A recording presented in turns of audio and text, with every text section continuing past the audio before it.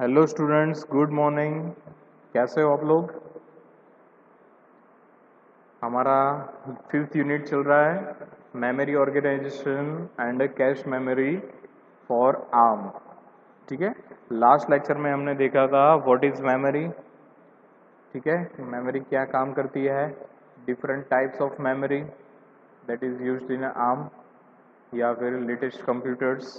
तो मेमोरी की हायरार्ची हमने देखी थी और हमने स्टडी किया था next three main type of memories, that is main memory जिसमें होता है static memory and dynamic memory. Static memory use होती है जनरली वो बनती है इलेक्ट्रो जो हमारे फ्लिप फ्लॉप्स होते हैं उससे, और डायनामिक मेमोरी होती है generally they are made up of capacitors. तो डायनामिक मेमोरी का यूज रहता है कि वो मेन मेमोरी को बनाने के लिए यूज होता है, और एस रैम जो है वो कैश मेमोरी डिज़ाइन करने में यूज होता है। ओके, स्टैटिक मेमोरी को एक्सेस करना is quite easy as compare to dynamic RAM. Dynamic RAM में फिर क्या हो जाएगा, टाइम के साथ साथ अपना डेटा ऑटो इरेज होता रहता है क्योंकि कैपेसिटर ऑटोमेटिकली डिस्चार्ज भी होता रहता है। ठीक है। तो फिर मेन मेमोरी हमने देखी थी, ऑक्सिलरी मेमोरी देखी थी और एसोसिएटिव मेमोरी देखी थी। How they effect main memories. Okay, आज के लेक्चर में हम देखने वाले हैं व्हाट इज कैश मेमोरी। तो cache memory is a typical computer program that flows in a straight line fashion with program loops and subroutine call encountered frequently। Cache memory हमने बात किया था कि जो हमारा मेन प्रोग्राम रहता है वो मेन मेमोरी में रहता है। तो मेन मेमोरी से जिस प्रोग्राम के जिस रूटीन को अभी एग्जीक्यूट करना है तो वो आ जाएगा कहाँ पे, कैश मेमोरी में। मतलब कि जो हमारा सीपीयू है वो डायरेक्टली कैश मेमोरी के साथ ही कनेक्शन रखता है, और जो करंटली अभी टास्क उसको एग्जीक्यूट करनी है वो एग्जीक्यूट करता रहेगा। क्योंकि सीपीयू अगर मेन मेमोरी से बात करने जाएगा, मेन मेमोरी से प्रोग्राम एग्जीक्यूट करने जाएगा तो थोड़ी प्रोसेस लेंथियर हो जाएगी, क्योंकि मेन मेमोरी में डेटा भी होता है, मेन मेमोरी में प्रोग्राम भी होता है। ठीक है। तो प्रोग्राम का ऐसा जो मेन पार्ट है वो चला जाता है कैश मेमोरी में, और कैश मेमोरी क्या करती है, कैश मेमोरी उसको वन बाय वन प्रोग्राम के फॉर्म में, इंस्ट्रक्शन के फॉर्म में मेन प्रोग्राम को दे दी जाएगी और सीपीयू उसको एग्जीक्यूट करता रहेगा। ठीक है। Analysis of large number of typical program has been shown that a reference to a memory at any given interval of time tend to be confined within a few localized areas in a memory. This phenomena is known as a property of locality of reference. Okay, ये एक concept है property of locality of reference. Okay, इसमें क्या होता है कि जो आपका मेन रिपीटेटिव टास्क जो होती है उसको मेन मेमोरी में मत डालो। ओके, जिसकी ज़्यादा फ्रीक्वेंसी होती जाएगी वो ऑटोमेटिकली कैश मेमोरी में कॉपी होता जाएगा। मतलब जब कभी भी आपको मेन रूटीन एग्जीक्यूट करना है then you CPU will not directly go with the main memory. वो डायरेक्टली मेन मेमोरी के पास नहीं जाएगा, उसकी जगह पे कहाँ जाएगा, वो जाएगा कैश मेमोरी के साथ, क्योंकि कैश मेमोरी में ऐसी जो रिपीटेड टास्क होती है तो उसका प्रोग्राम रहता है। If the active portion of the program and data are placed in a fast small memory, the average memory access time can be reduced. Okay? तो ऐसे प्रोग्राम का जो रिपीट हो रहा है वो टास्क, और जितने रिपीट की फ्रीक्वेंसी ज़्यादा है उसको वो डेटा अगर ऐसे स्मॉल मेमोरी में रहेगा तो उसको एक्सेस करने का टाइम थोड़ा इजी हो जाएगा, कम हो जाएगा। यही मेन मेमोरी का एडवांटेज रहता है।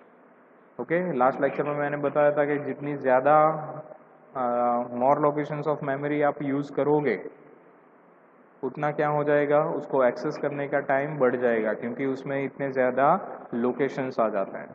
ठीक है, एज कम्पेयर, इसीलिए 1 KB मेमोरी को एक्सेस करना is quite easy as compare to 1 MB memory, क्योंकि 1 KB में कितने लोकेशंस होंगे, 1000 लोकेशंस होंगे।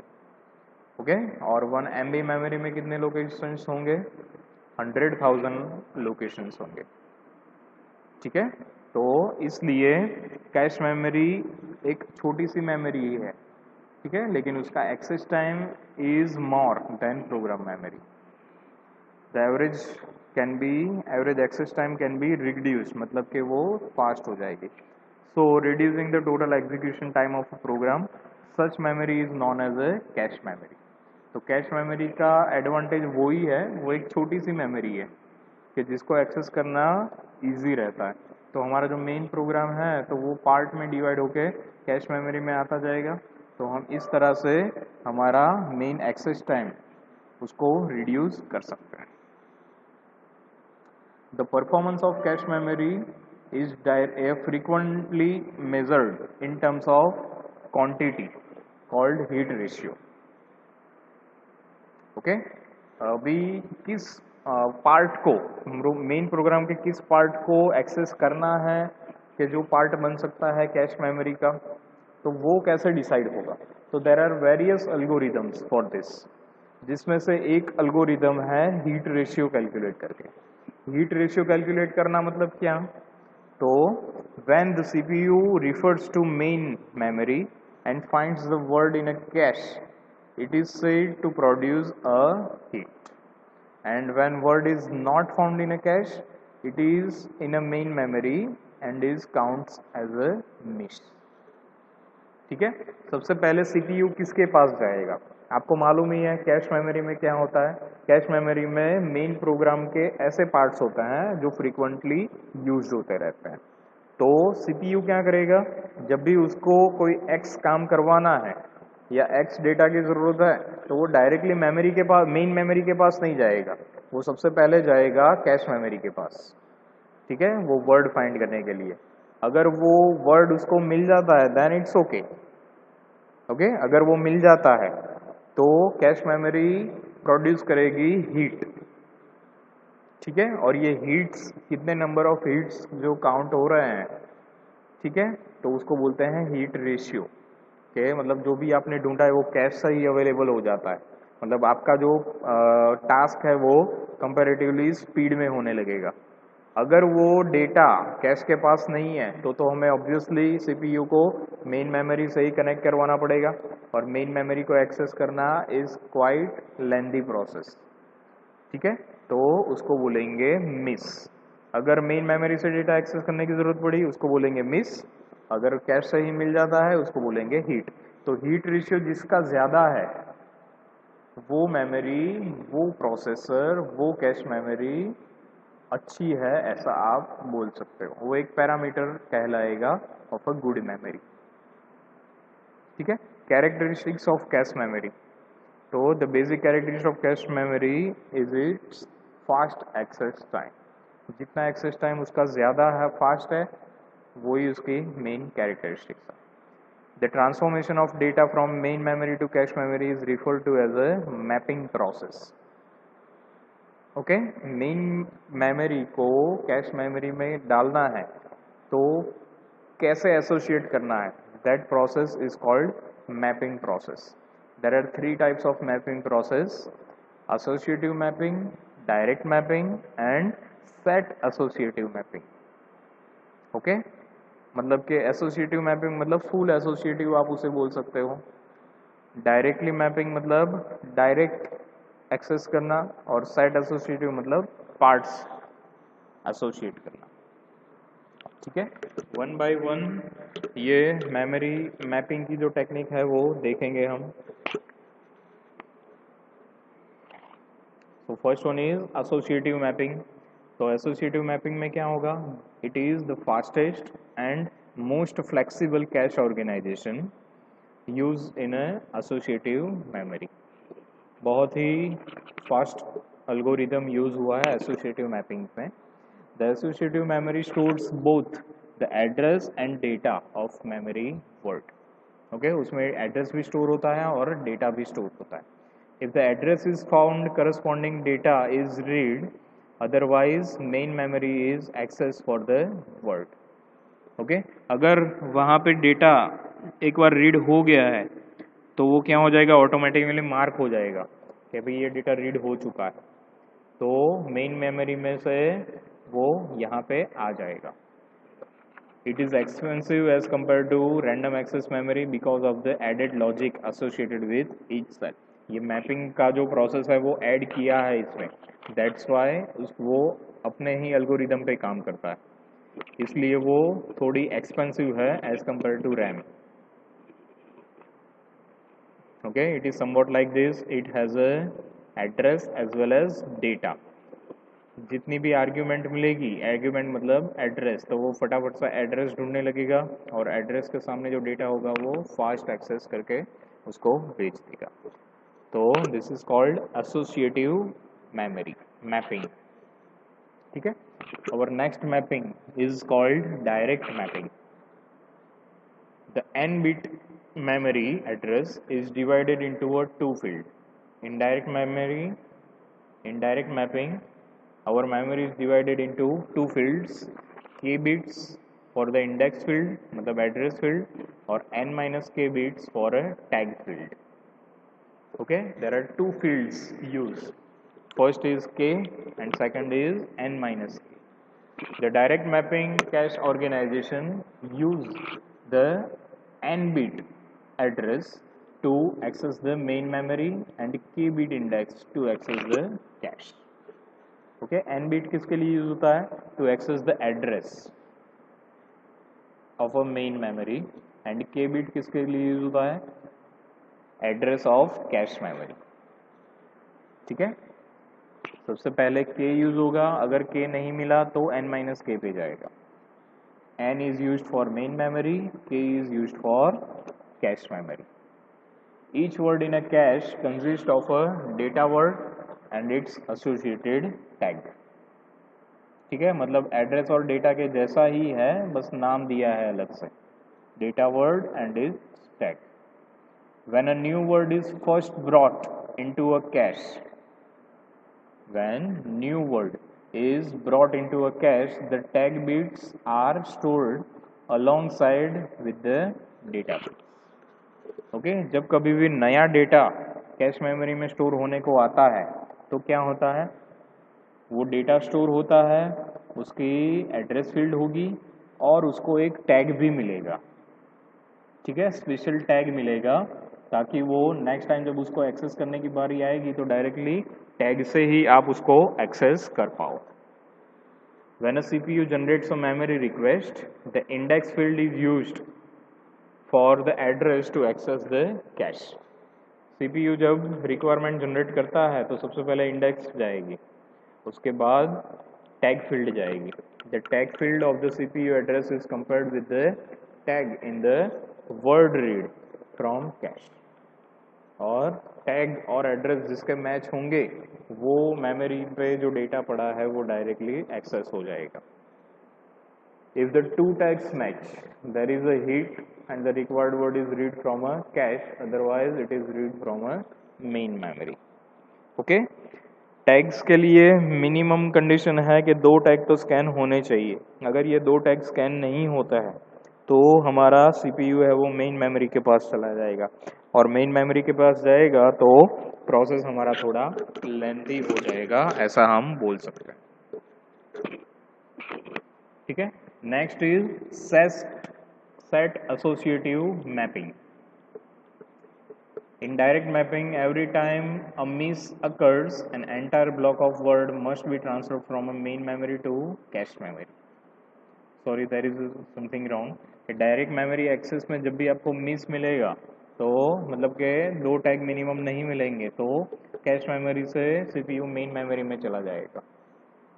Another disadvantage of direct mapping is two words of the same index in their address but with different tag values cannot reside in cache memory at the same time. Okay, ये एक और disadvantage है अगर if you are using direct mapping के दो location के same address हो सकते हैं लेकिन सबके टैग अलग अलग होंगे. तो दो एड्रेस अगर सेम होंगे तो pointer will be quite confused और वो मेमोरी भी एक्सेस नहीं हो पाएगी, मतलब मेन मेमोरी के पास CPU को जाना पड़ेगा. So that is another disadvantage of direct mapping.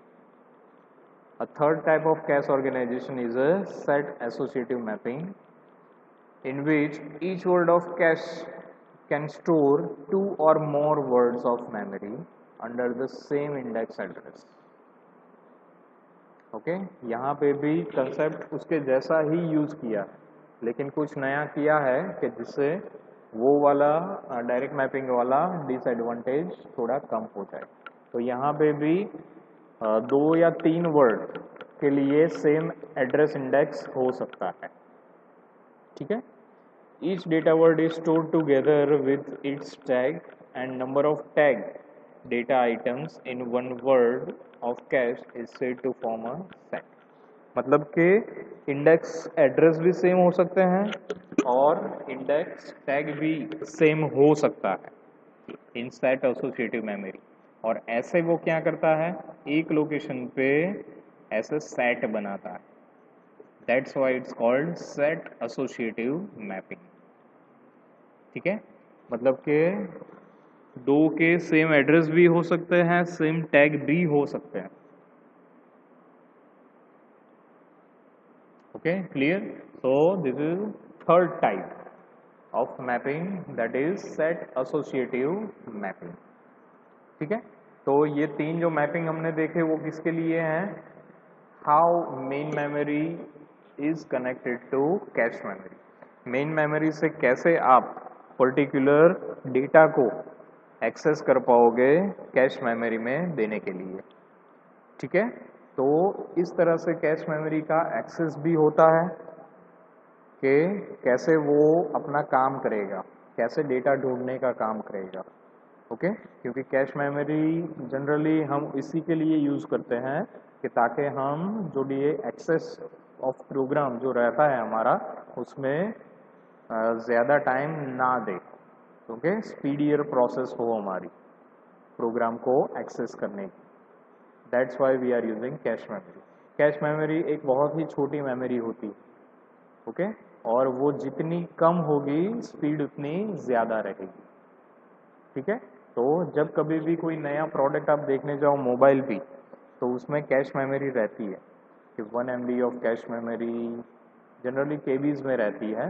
तो कैश मेमोरी जिसकी कम होगी तो उसका एक्सेस टाइम उतना कम रहेगा, और एक्सेस टाइम जितना कम मतलब कि वो डेटा आप जनरली ज़्यादा स्पीड से एक्सेस कर पाओगे।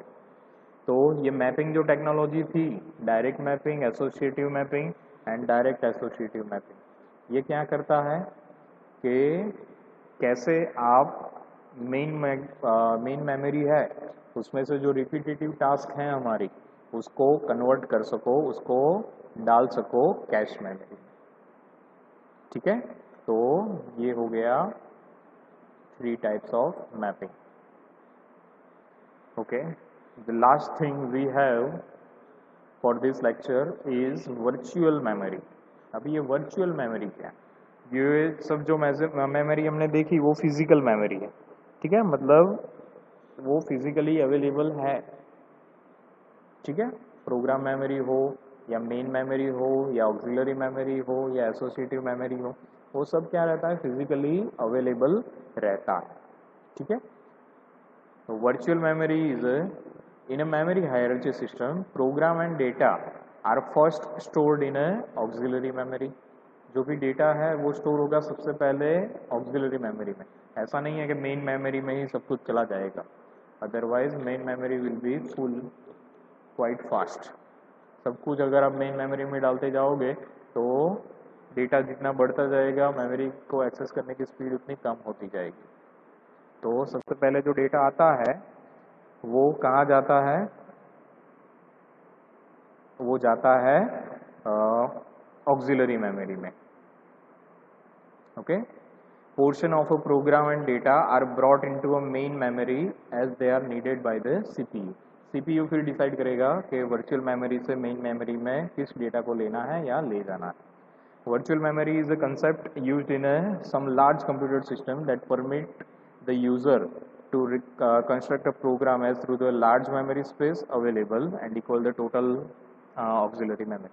वो टोटली वर्चुअल मेमोरी जो है वो कंसेप्ट है कि मेन मेमोरी का ही कुछ पार्ट को एज अ कैश मेमोरी के जैसे यूज़ करना। Okay, it is again related to cache memory. ये वर्चुअल मेमोरी है वो मेन मेमोरी का ही एक पार्ट है कि जिसको लार्ज हमें पूरे के पूरी आखिर पूरी मेमोरी को एक्सेस ना करना पड़े, उसमें ढूंढने जाना ना पड़े।